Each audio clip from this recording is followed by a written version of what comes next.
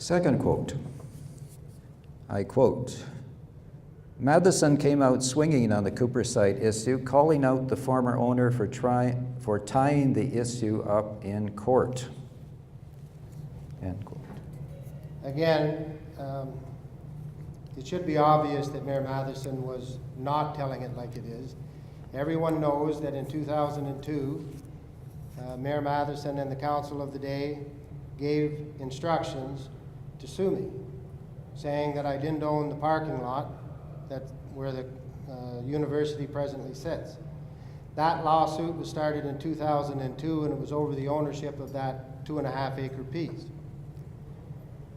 Since that time, the council then commenced the expropriation, which, while is only a valuation hearing, is dealt with as litigation following the same rules.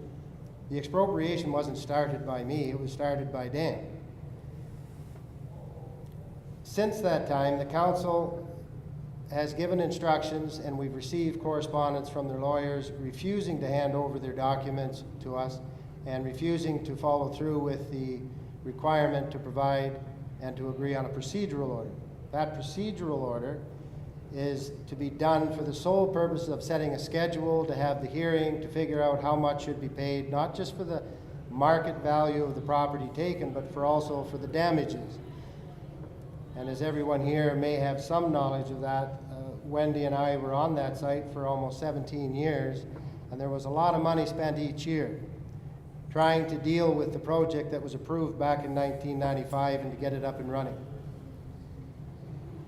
Now, one of the reasons the council is refusing to go to the OMB and to produce their documents is they now, after 1.5 years of agreeing to hand over those documents, have written us a letter saying that they want to go to the Superior Court first to figure out who owns the parking lot that the university building sits on. Now, they've been to the OMB twice with this argument. They lost both times. They're taking a third stab at it, and we don't know why other than to delay what we think is the inevitable. As far as the fire claim, which is the one claim I did make, following the fire there was damages. I agreed to put that on hold at the request of the city because they say that those damages will be covered under the expropriation at the OMB. I don't agree with them, but I did agree that I would put it on hold so we could get to the OMB quicker, and if they say they'll cover the damages, obviously we don't need to be in two courts. The POA files or appeals were also put on hold for the same reason. And one outstanding litigation that the council still has is their appeal of the Carroll fire order, and David Carroll is the chief building official. You may recall after the fire he sued us for $160,000 for monies the city said they spent dealing with that fire. And those monies were spent on engineering, environmental, and security. Well, what happened at the end of a 21-day trial is Justice Granger ruled against the city and said you're not going to get any money. And then, of course, they're not going to get any cost. So the city appealed that a few years ago, but they have yet to perfect that appeal.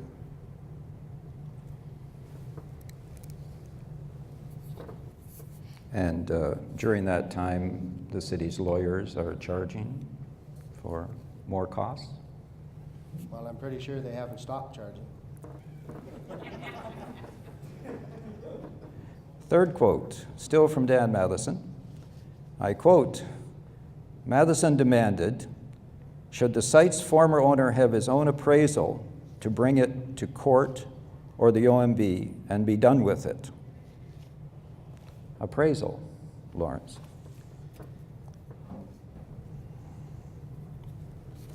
Sadly, what Dan would like, which he's never going to get, is he would like to turn this into a battle of the reports. My appraisal versus his appraisal. What he's overlooking is the Ontario Municipal Board does use appraisals, and the Act calls for the right to provide them. But we're going to start at the beginning. When the city first told Wendy and I that they wanted the site, we said no. What we said was, you don't have any money and you have no plan. So we see no way of getting paid. So it's not going to happen. What followed was we got an affidavit saying we want it for the University of Waterloo Stratford Institute. And you may remember I went up publicly and I said, okay, under these circumstances, while we don't agree, we're going to allow it to happen. And in part, that was because we thought that the university would lend some credibility to the whole situation. Along the way, there was an appraisal. After we gave the city the land, they produced an appraisal by Ray Bauer. Now, as part of the argument for possession, we provided them a copy of the appraisal that we had done in 2005, and this is inserted in the books which were given to the city and filed with the court. Now, this appraisal said what the vacancy was worth per acre for the undisputed land, not the parking lot. But interestingly, it said also there's a shop building on the land, and they included the Rylett report, which said that those shops were worth $18 million. Now, what follows from that, in some of the material that I put on the tables beside, is the Ray Bauer report agreed with that number. So technically, there's no issue over what its replacement cost is. What one has to then do is go to the Expropriations Act. And it says if you're relocating your project, you get replacement cost. So I don't need another appraisal to support what they've already agreed to. In addition to that, from the university files, when they were originally going to take 4 acres, they recorded in their business plan of the day that the value of the 4 acres was $4 million. Well, that was more than what we appraised it at with the Altus appraisal. In addition to that, there's the Simmons Group appraisal for the Erie Street parking lot, which is 2 blocks away. And they were sitting around the $850 an acre mark, and that land isn't as good as ours. 850,000. Or 750,000. Now, what happens at the end of the day is, in order to get to the end number, the Act provides for both parties to provide final appraisals on anything that's still in dispute after you carry out your discoveries, which is each other asking, do you have any evidence to support the value you gave? Now, aside from the physical appraisals and the fact that they have more than one from us, there's 20,000 documents that don't just talk about a valuation. Not everybody here has to go and hire an appraiser to figure out what to pay for a house. You can compare other sites, you can put your own thoughts to it.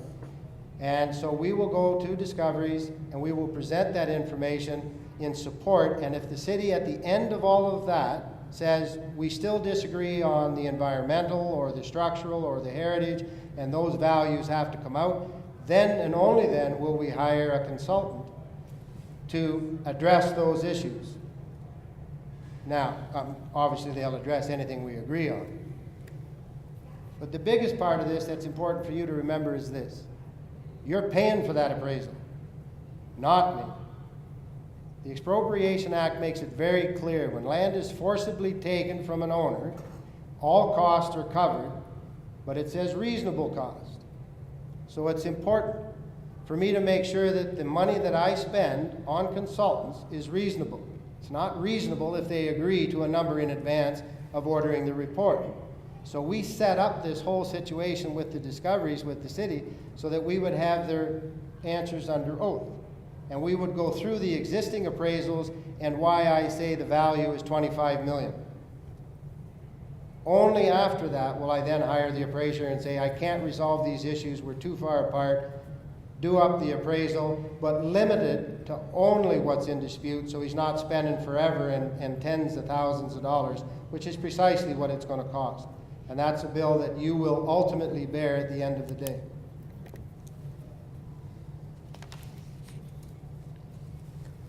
So the city has agreed through the Bauer report, which is a city report, that the building is worth $18 million. The replacement cost of the building is 18. They have not agreed. Their Bauer appraisal says that he would give it about $900,000 max because he's talking market value. Now, We have a difference of opinion on that. Through discoveries, we'll agree if Bauer is willing to shift from the 900,000 figure to the Rylett report, which actually had two values: the replacement cost, and then it had the contributory value. If anybody here does not understand what contributory value is, you would look at it like this. Today there's a 4-acre building standing, and every piece of material in it costs somebody some money. If I take it down and then go and put up a new building, the shell, I would have to buy new material. So by not having to do that, I can contribute to my equity by saving the cost of building that shell again, whether it looks different or not. So what Rylett did was they said you have a 10 million contributory value number and you have a replacement cost of 18. The city and I disagree on the contributory value. However, in the Expropriation Act, it isn't what the city says it contributes. I get paid for what I lost. And my evidence is clear. I was being able to utilize the full contributory value. And that's the number that you would be forced to pay at the end, provided the OMB, of course, agrees with the way I came up with that number and with the way Rylett did. Yes. So the lowest appraisal is 500,000 an acre, and it goes to 850,000 per acre as well. Well, that's true, but remember, that's a 2005 number, and the appraisers would say that from 2005 until 2009, when they took the land, that the land value also increased. So, and then that appraisal doesn't cover off the other 2.5 acres. You talked about the expense of an appraisal. How much does a formal appraisal cost, Lawrence? My understanding is that if I have to prove every component of the value of this site, that the appraisal will exceed over $100,000 and could reach as high as $250,000. And we would be permitted to bring in 2 appraisals coming at it from different angles in order to prove the point. One of the things we're trying, or I'm trying desperately to do, is to not have to order such an appraisal. And so we're trying to get the city to the table so that we can save those costs. Next quote is a short one, still from Dan Matheson. We paid an amount of money we feel is legitimate.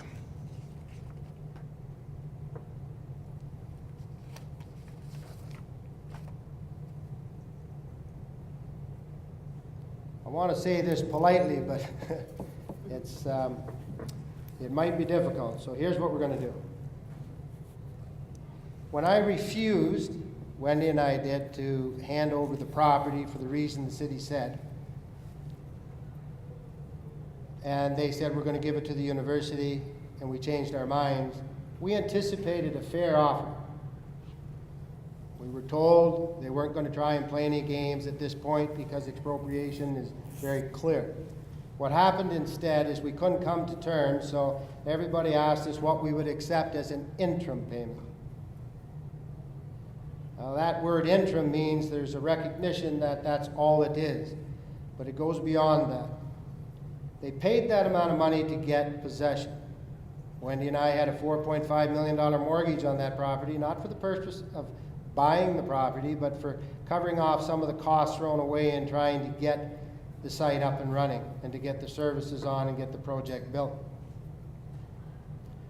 Now, after we got the interim payment, or in order to finish with the minutes of settlement, because I had said I would take the $5 million that they were offering, you'll remember originally it was $500,000. Then what we did was we complained that their appraisal was nowhere near the reality. And on the way up to the courtroom steps, they said, okay, we'll give you the $5 million that you were seeking. And because it was being paid to Republic Mortgage, my mortgager, we signed a minutes of settlement that's posted on the city's website, and it says I agreed to have them write that check to them directly. Now, the city then, in the OMB hearing in their reply, want the OMB to give them that money back. They say because it wasn't paid for market value, it wasn't paid for the land, it was just paid to get possession. They did pay some money, $400,000 or $500,000 for interest, some legal cost, and relocation. But again, it was only a part payment. It had nothing to do with, let's see your bills. It was just a matter of, we'll consider that enough if you consider it enough so we can get possession and get on with the university. Our claim says that there is no money paid for the property itself, and under the Expropriations Act, the way this payment was made, it's clear that there has been no accounting in that regard, because the city was supposed to, with their payment, identify what the money was for, and they never did. Now, I know that some people have been asking me about the claims. Roger Black had said that Matheson said that there was no issue, that it's not before the courts, and Dan Matheson had suggested that if I just brought an appraisal and get this thing going, in other words, I'm sitting on my backside not doing anything. What he never told you is that they filed a reply. And they filed this on October the 4th, 2013. Now, I imagine he doesn't want everybody to know about this reply, because in it says there's no heritage value, the shops are useless, there's still a $20 million environmental problem. We also know that he spent a lot of your money for consultants to address those issues. And now all of that has gone out the window. So there is, you should say it not so much as it's litigation, it's simply a valuation hearing. And this is important. When you go into a civil action, you have to prove liability and the amount of damages. In expropriation, we don't have to prove liability. It's an automatic given. You took it, you owe for it. All we have to do is prove the damages. Thank you.